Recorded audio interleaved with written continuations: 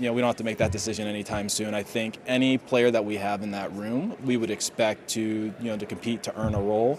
Those two would be no different. Those two, Deshaun Watson and Shedeur Sanders. What's interesting, by the way, is what happened to Dillon Gabriel? Just not in the mix? I mean, he was drafted ahead of Sanders. Mm-hmm. It was, you got to give him a shot first because he was drafted ahead. So those two, there's a third guy there who was drafted ahead of Sanders. Now, Sanders performed better, I believe, than Gabriel. But here is my question for you guys. I understand the dead cap hit. I understand all of this stuff. We've talked about this ad nauseum with the Broncos and their move with Russell Wilson, right? We've talked about this with the Miami Dolphins and the possibility of their move of taking that big one-year hit in and around Tua. Why is Watson still there if they're not going to actually give him a shot to play then? Well, they owe him $46 million in salary next season, and he has an $80.7 million cap hit in 2026, which is the largest in the NFL. Mm-hmm.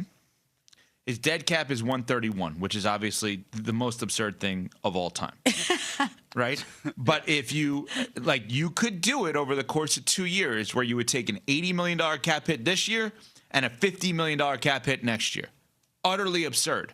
But, David, if you have a new head coach and you are trying to create a new culture, a new team, a new system, all of this stuff, having Watson around does not seem like it is going to be something that you're going to want to have to answer questions about. I'm not even here to weigh in on whether or not he's a good quarterback, because the answer to that is no, he hasn't been a good quarterback in God knows how long. I'm not here to weigh in on the off-the-field stuff. That's been found out. That's been investigated. We know what's going on there. Why is he still there if they're not going to give him a chance to play? I think he's going to be the starting quarterback this year. If Deshaun Watson is the starting quarterback for the Browns or any team, it's an indictment of everybody involved in the situation. For all the reasons you mentioned on the field and off the field, the guy is not good enough to be putting up with all this stuff. Like there's really no level of good enough that I think you should be able to have to allow you to still be playing football. But this dude is not good at football, and to have him as a starting quarterback week one for a team that had 4 quarterbacks on your roster that had your choice of picks last season, and this is where you are. You have failed miserably as an organization. If this is what it is, it is absolutely wild to me to think that Deshaun Watson could be starting at any point on any team in the NFL, and to be starting week one for the Browns is absurd, especially when you're trying to start off fresh. And there's no reason to have to do this. Exactly. And so that's why it leads me to believe that he could be and is going to be the starting quarterback. Todd Monken is the Browns head coach, and he was asked whether or not they have a starting quarterback and whether or not it is an open competition in Cleveland. Here is Todd Monken from the Combine this week. I think it's an open competition. I mean, I don't know why it wouldn't be an open competition. And I don't mean that saying it harshly, but I don't think there's enough on film over the last couple of years, one way or the other, to say, boy, we have a starter quarterback yet, whether internally or externally. See, here's the difference between what they're doing and what Miami and Arizona are doing. Miami has said everything's on the table. Mm-hmm. Right?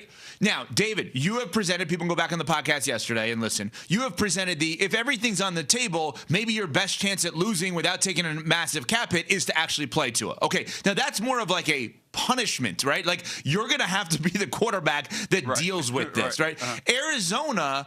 Arizona seems pretty clear that they are going to work in partnership, their attempt to work in partnership with Kyler, and now there's a debate as to who has spoken to who, whatever. It doesn't seem like that's going to be anything other than where can we get you? What value can we get? Where can you get value? Let's just end this peacefully, ultimately. This one is totally different because they keep going back to open competition. I haven't heard Arizona say open competition between Jacoby Brissett and Kyler Murray.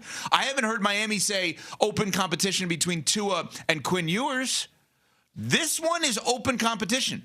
I am telling you, as we sit here today on February 26th, I believe the opening day starter for the Cleveland Browns is going to be Deshaun Watson. Or is this just a mechanism to push Shedeur Sanders and try to get the best out of him?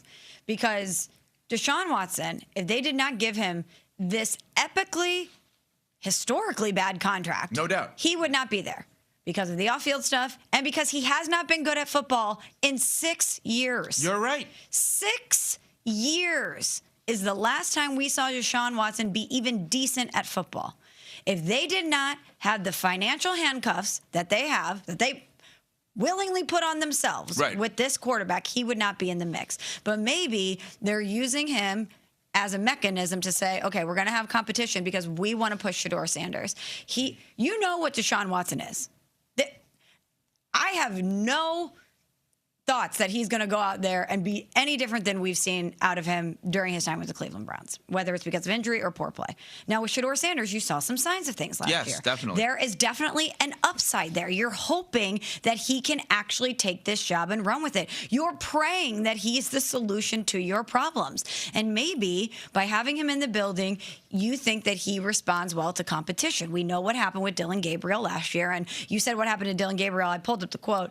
Andrew Berry said he may be forgotten externally, but he's not forgotten to us. So they're still talking about him in the mix a little bit. But maybe they're thinking that they don't want to just hand it to Shedeur, say you're going to be QB1. They want him to compete for it. They want him to earn it. But ultimately, that's their long-term plan. But here's the thing. Here's how I look at it. Everything you're saying is fair. Shedeur Sanders has proven in this short period of time that in 2026, he's a top 64 QB in the league. And what I mean by that is whether it's with Cleveland or somewhere else, he's either first or second string somewhere else.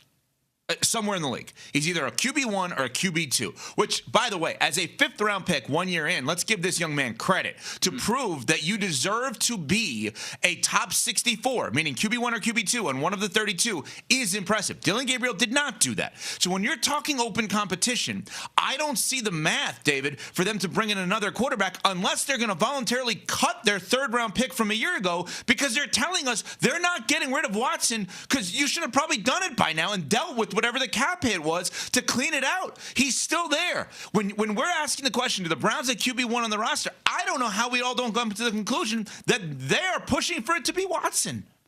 One of the Browns' fatal flaws, the other one besides the Watson thing, is not understanding who Shedeur Sanders is on their roster. And they're trying to treat Shedeur Sanders like a regular quarterback when he is, in terms of popularity, Shedeur Sanders is the closest thing we've got to Tim Tebow in the NFL. And the fact that there's so much popularity, there's so much hoopla about him that you just cannot sit this dude on the bench unless you have somebody who is a verifiable, better starting level quarterback. And there's no way that you're going to convince anybody that Deshaun Watson is that. Let me explain how much of a fandom that Shedeur Sanders has. I'm in Atlanta. When Stefanski got announced he's coming to Atlanta, there was a legitimate outrage from everybody I talked to in the city. Because regardless of how great Stefanski is and all of his accolades, everybody pointed to the fact that they felt like he treated Shedeur Sanders wrong. That is what people think about when they think about – that's how much of a fan base and a love for Shedeur Sanders that people have, that they are talking about him in that way as if this dude deserves – has earned this spot to be an undeniable level 1 QB1 for the Browns or for any team, which I don't think he has, but that's just the level of excitement that there is and attention that somebody like Shedeur Sanders gets. So the Browns just treating him like a regular battle for second string or QB1, that's just not realistic for this team. They got to understand the level of star power that they have on that roster with him. Speaking of star power, could we see a star QB on the move this offseason?